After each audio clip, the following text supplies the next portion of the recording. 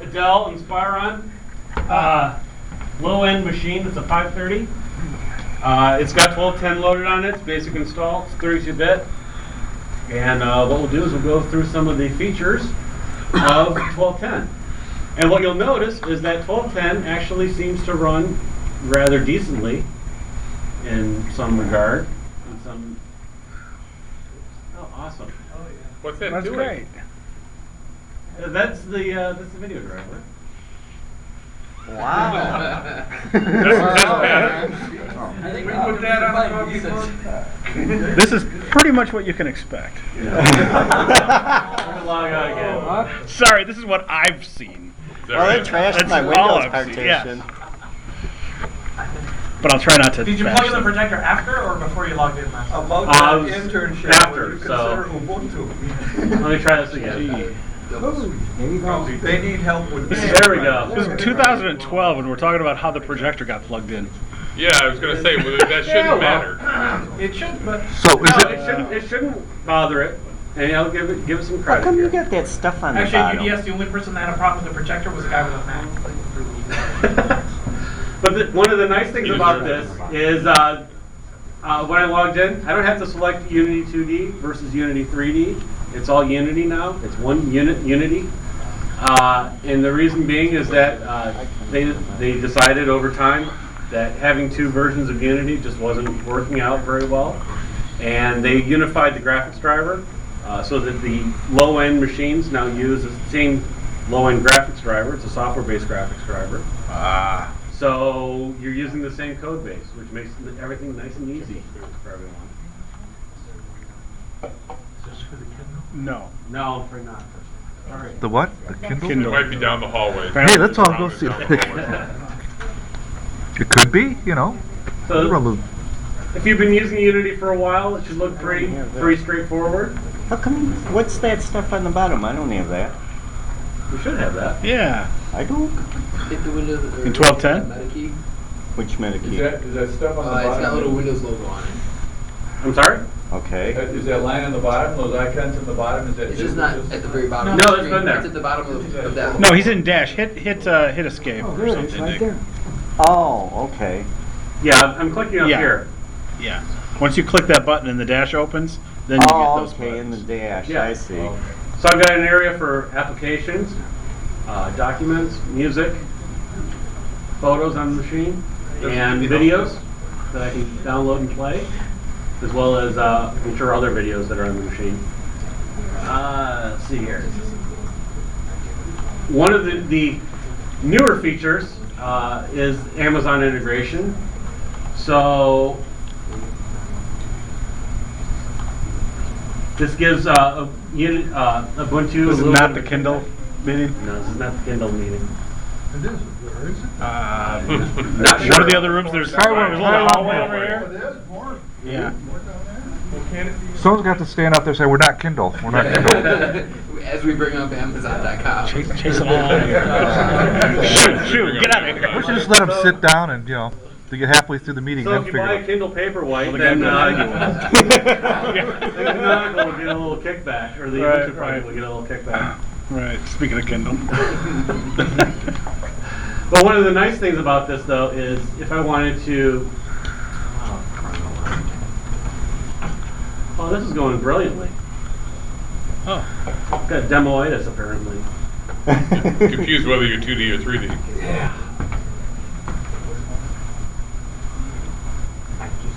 Do you want me to?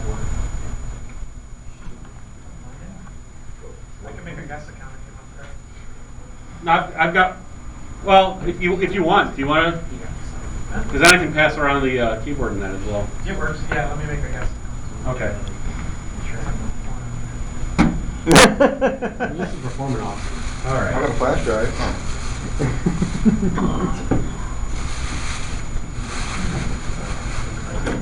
See? Stone soup. Technical difficulties. Been there, done that. Well, while you're up here, is there anything that I'm missing? Yeah, the remote login stuff. Well, I can do that for you. we can... Sure.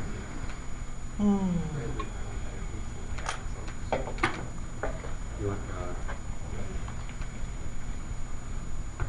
There's a keyboard. Right here.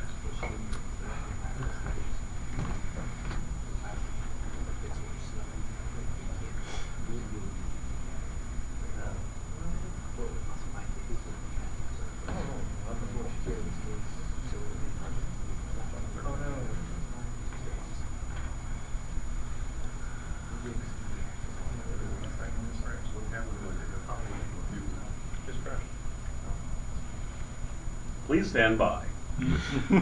Searching. Well, it's all the mouse for a minute. Speak amongst yourselves. They're calculating. So how many people are using 1210? Apparently none. Is there a password for the Mug Wireless? Yes, it's Mug Meeting. Okay. Thank you. How many people are using 1204? Oh, of course, though.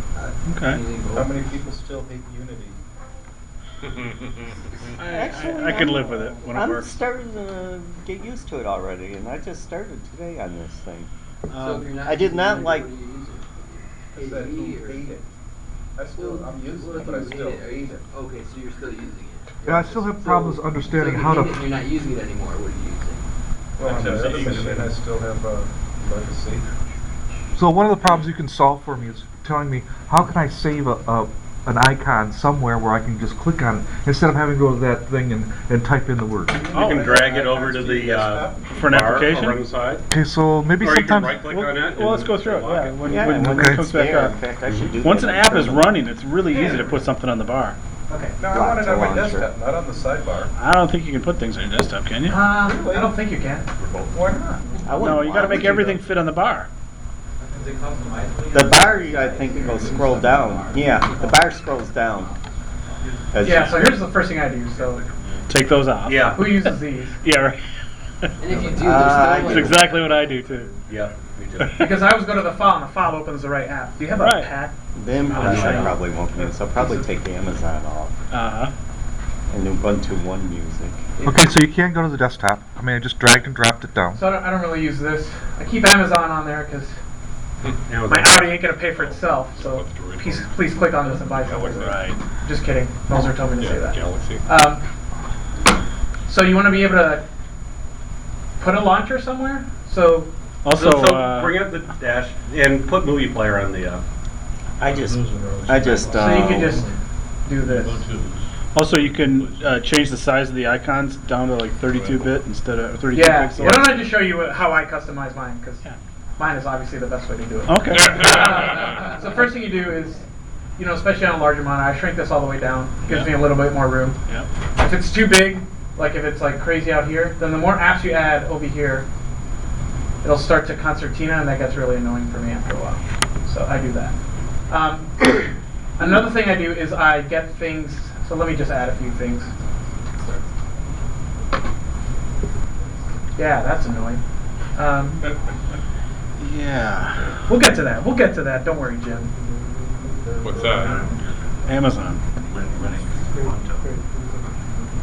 Okay, so. Oh, I don't have Thunderbird installed. Sorry. So one of the things you can do too is when you launch.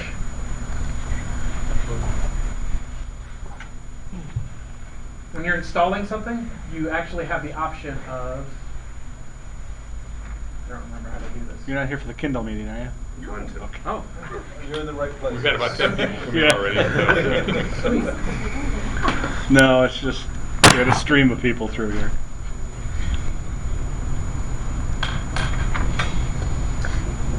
So when you're installing software from the Software Center, this is a feature I just found out the other day. So don't do this. This kind of depends on the network speed, so it's probably not going to be that fast. It's not too Pretty bad. fast. Fast enough, I guess. Yeah, it's working. At least it's moving. So you're saying as you're installing software, Yeah, well, it should prompt me when it's done. It should prompt you to put the thing directly right in the launcher. Oh, as opposed to just putting it there for you.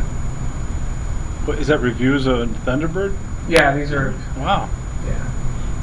So Red Reviews is just like an app store. Uh-huh. That's been there a long time. I usually don't use it. I'm an app guy. I just, Yeah. So if you're an advanced user, the best shortcut ever is Control-Alt-T. That just opens a terminal. Anytime you run something, it'll it'll put it on the launcher, and then this arrow tells you that it's running, and then this arrow will tell you what you're currently focused on. Why don't you right click on that and keep it on the launcher? Yeah. Right. So when you're running something, if you want to keep it on the launcher, you can just right click and lock the launcher, and then it will always be there. And then Yeah. you can click and hold to move things around. And then what I do, as soon as that's finished, all right, so let's pretend I actually use LibreOffice. Let me just see right here. See, that's why I don't like it. I always like typo them. You like to what? I typo them. I don't know how to spell things, you know. And or you want to find the burner? It's K3B. How do you remember that? I mean, well, burner should show up. you know, I know. So one thing you can do is click. You can right click on this Ubuntu button, the home button, and go directly to Applications, and then just scroll down with your mouse. Burner does not show up. Does not give you the Or K3B. disk or something. Gives you Well, burner should. It gives If you that's a You that's sure you a didn't bug type on bummer? K3B. So, but anyway, if Is there a hotkey When I to type make in that search burner, it come up shows instead Razio of the... disk burner. this, yes, Super A. So Windows key A will always take you to the Applications lines, Okay, good. and Windows key F will always take you to your files and folders. So if you have like a letter that you're writing and you know it's a type letter, you can just type it letter. Now this is a guest session, so I actually have no data, so it's really kind of useless. But Right. you get the idea. One thing you can do, I like to use the keyboard shortcuts a lot because they're very multitask friendly, is if you hold down the Windows key, you get all the the help Windows for it. Yeah. shortcuts. Yeah. Wow, that's neat. That's Or you can good. just search for these online, where I've documented these all in an amazing fashion. Unity keyboard shortcuts.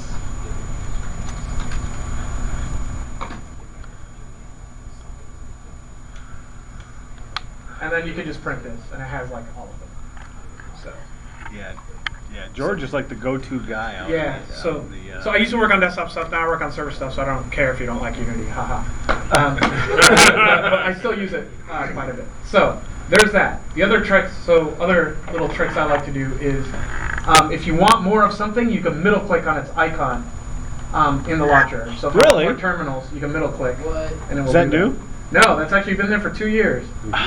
And then, That's awesome. right. So if I'm in Firefox, let's say, Middle click instead of double click on the wheel. If you have a wheel, click both buttons at the same time. But if you use Linux, you should get a mouse with a middle button. That's like the best thing ever. So if you're in multiple tabs in Firefox, let's say doing stuff, and you want to totally context switch, and you're like, oh, I want a new one, you can just do that and get Middle clicking on a tab though will close the tab. Yeah, on a tab. Right.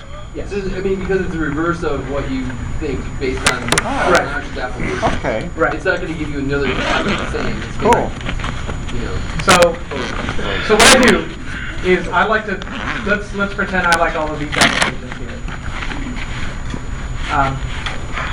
And what I like to do is I like to organize my launcher by muscle memory. So what I do is I put my browser. My browser's always first, and then I put my mailer. Let's pretend this is my mailer. Oops. Second, and then let's say these terminals, and then whatever. And what you can do is you can hold down the Windows button, and you see these numbers over here. Yeah. So it'll launch these based on that order. So what I do is when I'm working fast and I know I want another Firefox, I can just hit the Windows key 1, and it will automatically show me all the Firefoxes that are open. And Windows key 2 will launch that, or it will show that. And I think I can hold down Shift to launch a new one. Yeah. I'm not That's sure. how I've been doing it, but it's, Yeah, that's it's like a 3-finger thing that's clumsy. Right. So there's that. So the way most people work, or I think most people work, is you have a whole bunch of open stuff. Now, if you're kind of like old school Linux like me, use virtual desktops. Yep. Which is good. So one thing that Unity did is really awesome, in conjunction to all this, is so let's say usually what I do is I like to have all. Here, let me just start. So I like to have all of my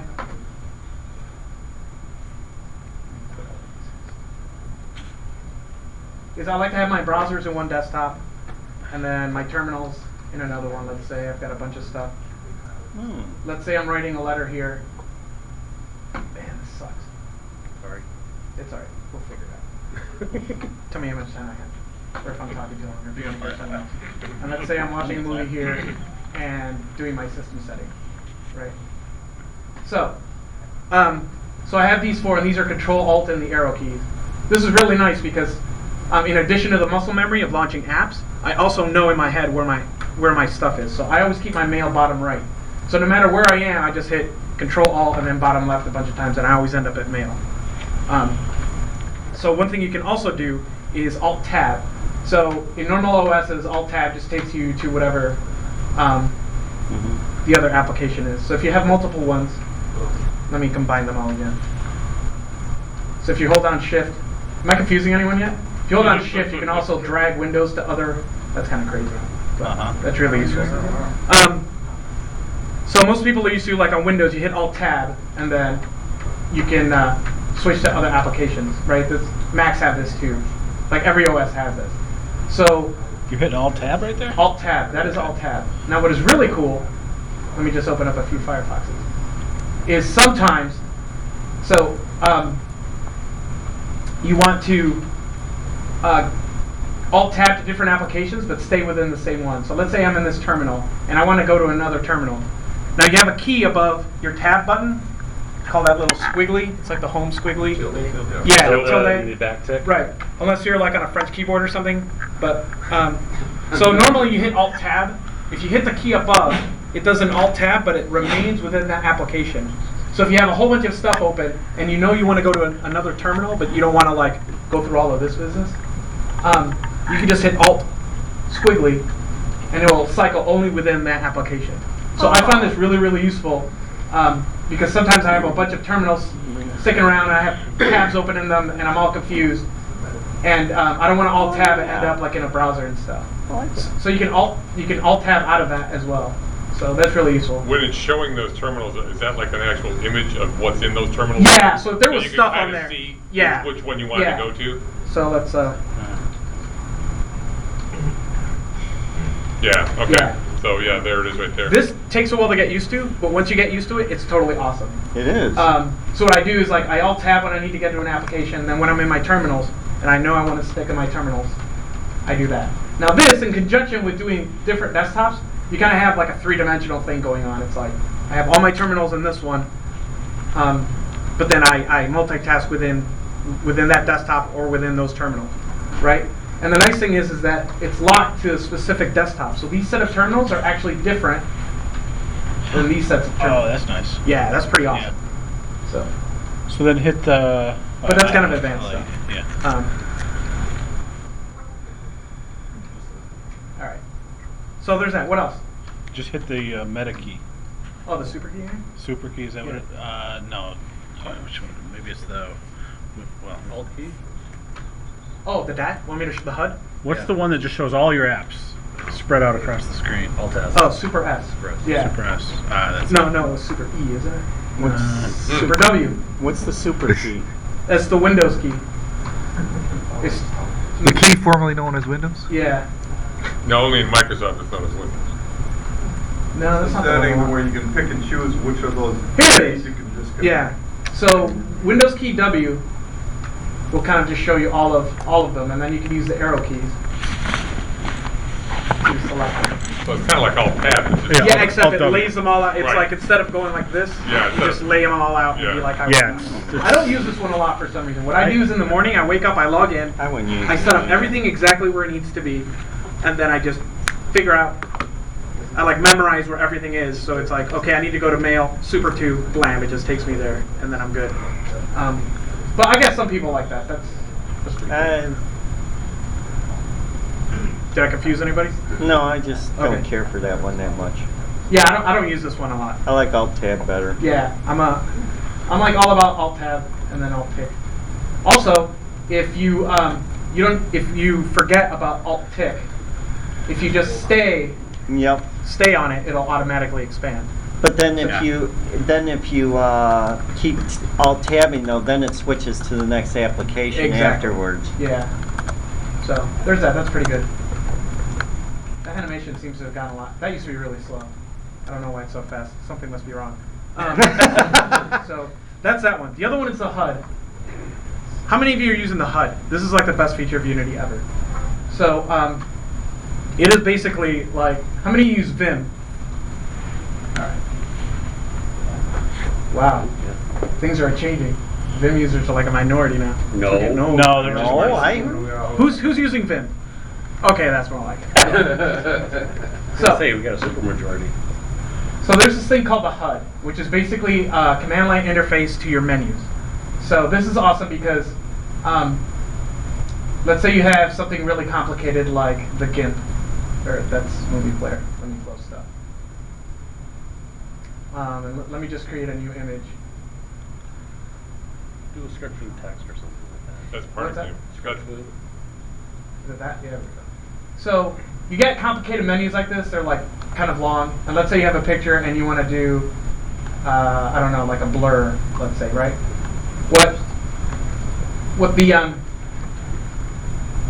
What the HUD does is it gives you all of those commands in a command line interface if you hit the Alt key. So how many of you have seen this before? You might have accidentally hit it and you're like, what does this do? So what this does is it takes all the things in your menu and shortcuts them into a command line. So you can actually say blur. And it should show stuff if blur is actually a command. Do script food. Just do script. Oh, script? Okay, Yeah. hold on. So, script. Did I do that right, dude? Yeah. Hold on. This keyboard is totally driving me crazy. Sorry. So, I'm hold not on. Something's sure going that on, that Craig. window was. You need the a wrong keyboard one. to work on. Alright, hold on. I'm like confusing myself here. Yeah. This is such a great multitasking environment. Can't you tell? Oh, dude, I think this is what's going. Okay, so I can say script. There we go. Yeah. So, or I could do blur. Oh, it even finds it in the. Yeah, so even in the submenus. Yeah. So this is really great for an application like this that has like these huge menus. What's really nice is all of a sudden I have command line shortcuts to everything in every app. So I used to like go in there and go file print, now I just hit alt print. Print. I don't know. What's up with the focus here? Great. I don't know. Do I need to load an image, you think, or create a new one? Yeah, create a new one. Yeah, okay. Control N. Delete. Yeah. So let's say I'm in here and I want to save. I can just save. There we go. Mm-hmm. So, and then that's normal. Or print. How do you get to Wait, hit the Alt key. Make Why sure does your print not focus work? is set on that application. That did help. There. It's showing okay. you with the printers. Yeah. Right. So when you're not focused on an application, it gives you access to these menus up here. So you should be able to do log.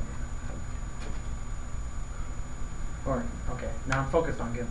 Alright, I'm a really horrible demo person. I think you're just not used to using a keyboard or a mouse. Yeah. Sorry. Okay, so there's that. The HUD is really great, so you just hit Alt. Yeah, this is cool. So it indexes all the stuff in your menus, so your network manager and your messaging and all that stuff gets all integrated there. Other tricks, did I miss any keyboard shortcuts? What brings up your different regions of? Oh, so this is Control Alt Arrow keys. So this has been around in Linux since like the beginning of time. CDE, I think, even had this. Yeah. It just didn't look as nice. So I told you about terminals. I showed you guys about right click on here, right? Mm-hmm. Did I show you guys dash previews? No. So if you're like, if you've got music, which I have none. Alright, we're gonna do something crazy. I'm gonna show you my normal desktop. So if something offends you, I'm sorry. Alright, here we go. Neat feature in 1210, that remote login. If you click on it, I don't have one of these handy. But if you have a Citrix setup that does Windows remote desktops, you can just type that in here and you'll get a full screen remote desktop thing. That's pretty cool. Can you use that for like anything? Yeah, but it's only working with like Citrix and something else. I don't. Does it do the RDP. XDM? RDP, yeah. Yeah, No, just it doesn't do internal anything server, useful right. for us, unless you're like a company that has Citrix right now. But the idea is, yes, you'll go in there and you'll put in like your XDMCP or your RDP or something. So I'm going to try to get Dash Previews to work. How long do you have it till? Just keep going. Okay.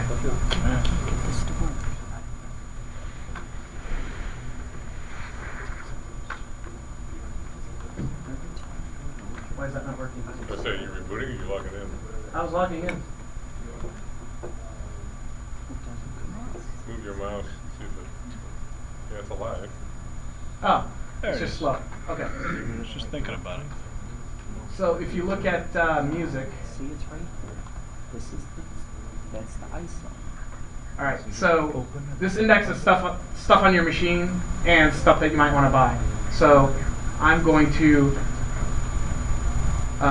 right-click on something, and then so I have this album already, and then you can kind of say, actually, let me pick a song that starts off right away. So this should actually play music. Alright. So this is actually isn't really that useful for the music that you already have. What's really great here is if there's an album that you want, you search for it, and you right-click on the little icon, it'll show like this on Amazon. You can right-click and decide if you want to buy it. That's only if you still have the Amazon thing installed, right? Only if you have the Amazon thing installed, yes. And then you can just go through all your music like this. This has one bummer that like when you hit play. How did you get to that screen? So if you click on music down here, Is it possible to uninstall it just for like one user or disable access for just one user for the Amazon stuff? yeah. So for the Amazon stuff, people are going to ask me anyway, so I might as well tell you. They have to get rid of it, but Just look for privacy in your setting. So this is the Amazon thing. Some people hate it. So what happens is like if you search for stuff, it will also search Amazon and give you shopping results. Some people don't like that. So if you want to turn that off, oh, thanks, Mr. President. Click on privacy and then just check this box, and then you're good. oh, cool. And then you don't have to uninstall anything. Because like, for instance, if I'm working, I don't want Amazon stuff to come up. But if I'm like, Right. Right. Yeah. Other stuff, So if you maybe I shut don't that off, it should. I think I have to log off, but I'm not going to do that. So if you see something, I think you can right click on it and get information about it, whether you want to buy it or not. So now when you're launching the Dash, you see it's full screen, but by default it kind of looks like this. To me, it's like it takes up so much room. I might as well just make it the whole thing. That way I get more space. Ah, that's okay. Yeah, there's a little maximize button up here. Yeah. That's really handy. What else? Definitely afraid we'll run into something not safe for work. But it's my work laptop, so that should be okay. Oh, one other thing is the current Humble bundles integrate with the Ubuntu Software Center. So if you wanted to install, Oh, I can show you. And old software. Old, the Humble bundle is the game bundles. There's currently one for Android right now. It's got about 6 games on it, but it also has Linux versions. So if you buy the Humble bundle, you can get access to include those. What it'll do is it'll send like a Debian string to your machine with authentication information, and then you can install it directly from there. So another big feature, I totally forgot about this, about 1210 is web app integration. So certain websites like Facebook, Reddit, Gmail, and stuff, if you go to them in your Firefox, this will come up. It'll say, hey, do you want to install this? What that does is it should, theoretically, install Reddit onto your launcher. Unless it doesn't work. This is my work machine. It's pretty broken all the time. That's why that machine was supposed to work, Craig. Sorry.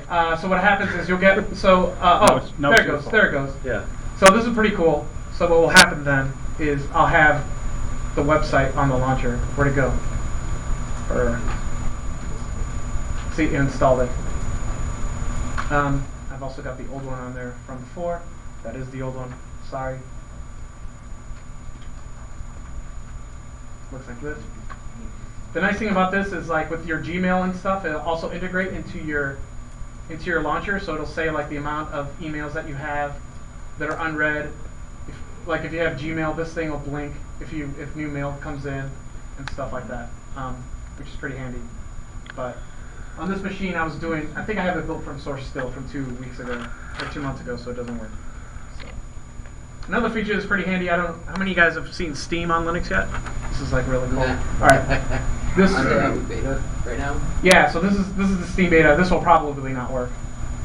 But the way it goes, this will probably demo the best. It's the beta and everything else is released. So Steam's like a game delivery platform. Those of you that game, like you install Steam, and then you can buy your games and stuff on it. You don't have to worry about like physical CDs or keys and stuff. It's got all that stuff built in. So the guys at Valve who made this wanted to bring it to Linux, and they started doing it, and they gave everyone who went to UDS beta access. So I got to run Steam. Fortunately, it's a beta and doesn't work very well. I just wanted to show you guys one game so you could see it. Keep in mind you're on a slow connection there. Yeah. Put that around. Any other questions?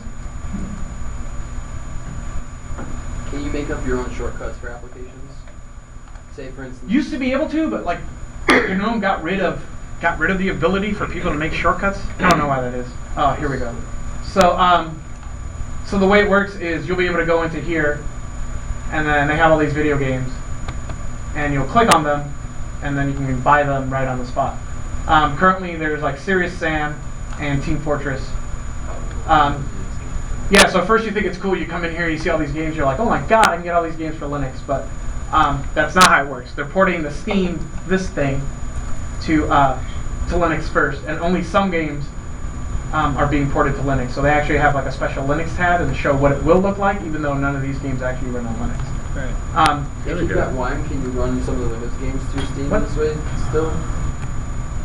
Yeah, Amnesia's for Linux. Yeah, I don't think this installs the Linux version. I don't know. So what happens is you buy the game through here, and then it creates a shortcut, and then you can launch it. And Steam is like a game platform or something, isn't it? Yeah, it's like the software center just for games. So what happens is if you write games, you just pay Steam, and they become your delivery. It's like an online store. It's also like a web browser, and like it has like a built-in forum thing and stuff. It's kind of crazy. But this is really important for a few reasons, even if you don't game. The first thing is that NVIDIA, AMD, Canonical, and Valve are all working together to fix all the drivers and do all this kind of stuff. So there's already been significant improvements to both the Intel driver and the NVIDIA drivers already as a result of this work. Improvement on the NVIDIA driver. Yeah, they say double in certain games. It's like double performance. So that will mean better drivers for everybody, even if you're not gaming. So that's cool. So I could try to launch a game, but I know that will totally fail and like crash my X. So I won't do that. Any other questions, or you want someone to drive, or what? The left panel, can you make it wider so you have two columns? No. The biggest it gets is that. It just makes the buttons bigger. Yeah, just make it bigger. You can't. Buttons I can see. Yeah. Yeah, so what you can do then is get another launcher. Like you can get one like AWN or Docky or something. You can get one that runs on the right or left. Or two more if you want. But Unity doesn't really like offer that. Like I said, I like to shrink it as much as possible so I get the most amount of space here.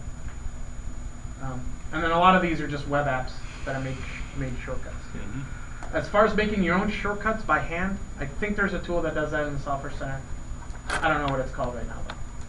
Because basically what I want to do is I want to be able to hit like the meta key and then start typing something, and then have. Right. So the way that works in normal Linux land is you have these desktop files. Oops. So I think then there's launchers, something. Applications. So you can do.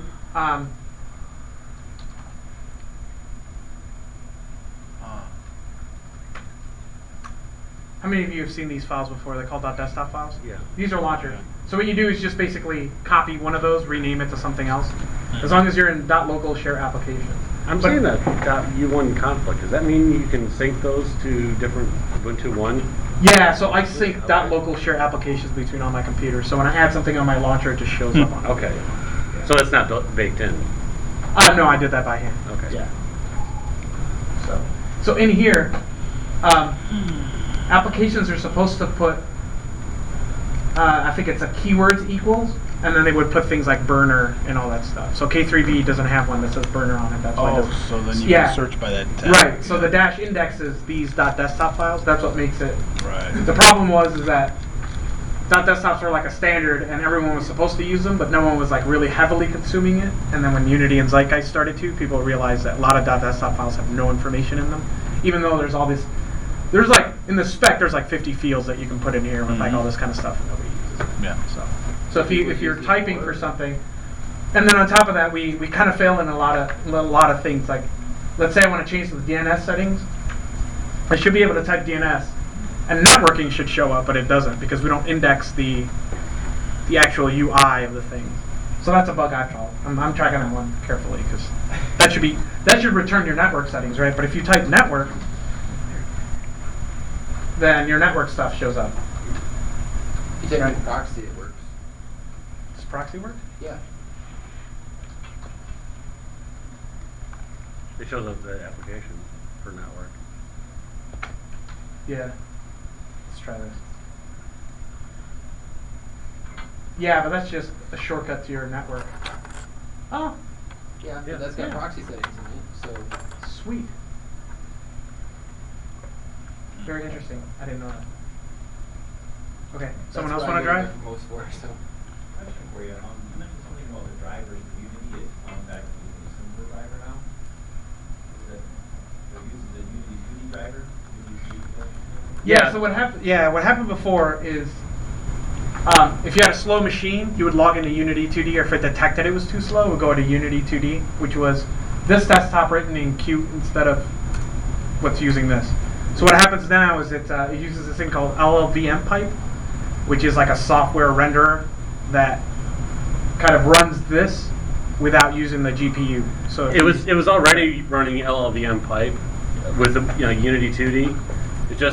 It was a lot more effort to keep Unity 2D in sync with Unity 3D. Yeah, So force LLVM. is that okay? We actually run a LTSP environment with a number of thin clients, and the latest LTSP that I have installed now is back still at 1104. And even then, Unity came without that. Right. And it had to fall back to another desktop because it didn't support a Unity environment. Right. This place for dual monitors. Right. I don't know. Do you know the state of LTSP with Unity? It should work, right? I should know, but I don't. Okay. He's supposed to know, but he doesn't. Is there still a fallback to that? It won't. So the fallback is it'll auto detect and force LLVM pipe. But I don't know how that would perform versus what you've got running now. You'd have to test. If even right now, 1104, when you log in, it says your display doesn't support Unity. You want to. Yeah. Have you tried it with 12.4? I tried to do an upgrade on 11.4 and it won't reboot after it does the upgrade, so I have to do an install, which is a big deal. So I have to do all the Right. Okay. The 1204 still has an alternate install. It still has an alternate, but I think it's got better detection for that Yeah. type of thing. Plus, that Unity was the very first Unity ever. That was pretty crap. Yeah. It's way crappier than this is. Yeah. So, let's see. What else? Any other Ubuntu features that I missed? I don't know. Anyone else want to drive or something to talk about? Craig conned me into coming up here and giving You his betcha. presentation. There's It's called Stone Good, Soup, but it was really I'm good gonna- George to do the work. I'm gonna Yeah. get you to do half of mine too. Yeah. So another one. Let me just scan the release notes real quick.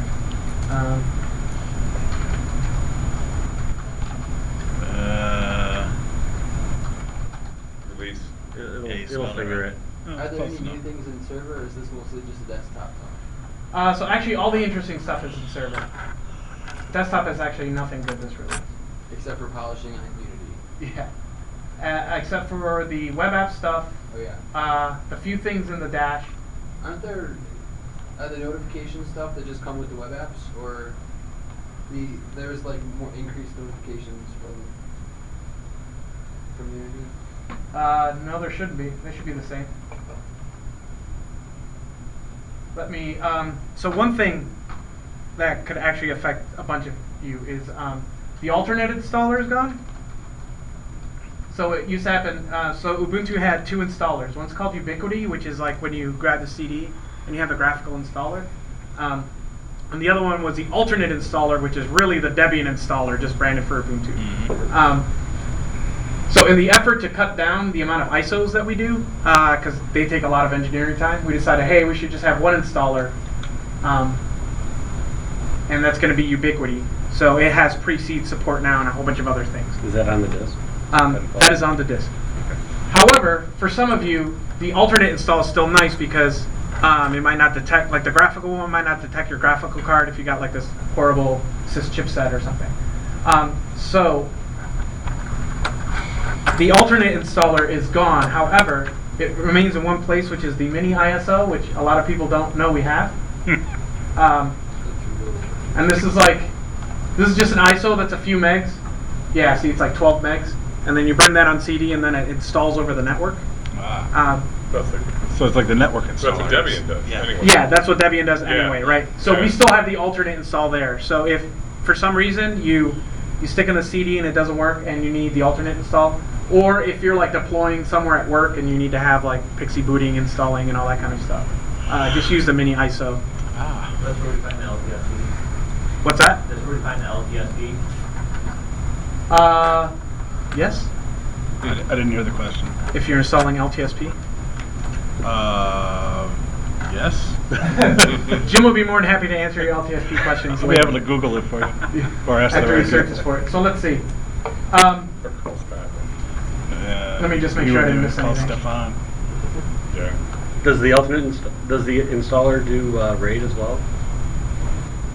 Or is that something you have to do afterwards? I don't think it does fake RAID, but it should do it next time. Okay. Yeah, you use the mini ISO if you need RAID. Ubuntu server, this is pretty easy. So OpenStack, Ubuntu is one of the first distributions to fully carry an OpenStack. How many of you guys have heard of OpenStack?